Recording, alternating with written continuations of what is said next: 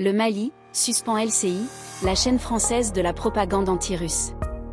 L'autorité de régulation des médias du Mali a décidé de suspendre la chaîne française d'information LCI pour 2 mois à compter du 23 août 2024. Cette décision fait suite à des propos tenus par le consultant militaire Michel Goya lors d'une émission diffusée le 27 juillet sur LCI, intitulée « Wagner décimé au Mali, la main de Kiev ». La Haute Autorité de la Communication, HAC, malienne accuse le colonel Goya d'avoir tenu des propos de « dénigrement » et formulé des affirmations gratuites et des fausses accusations concernant les forces armées maliennes et leurs partenaires russes, en particulier le groupe paramilitaire Wagner. Rappelons que l'inexpérience et la débilité profonde de cet expert militaire et accessoirement colonel n'est plus à démontrer. Ce colonel a déclaré en février 2022 que l'armée russe n'avait aucune chance devant l'armée ukrainienne et que la Russie allait s'effondrer comme un château de cartes.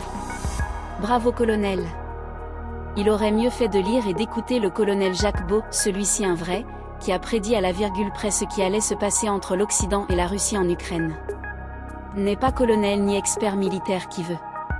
À moins des plateaux télé.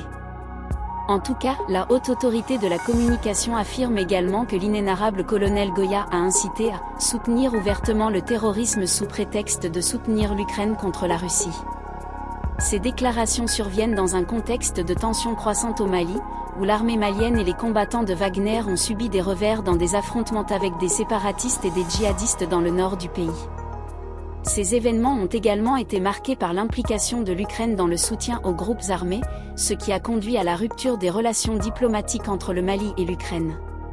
Cette suspension de LCI reflète les relations tendues entre le Mali et la France, après que les autorités maliennes ont rompu leur alliance historique avec Paris en 2022, au profit d'un rapprochement militaire et politique avec Moscou.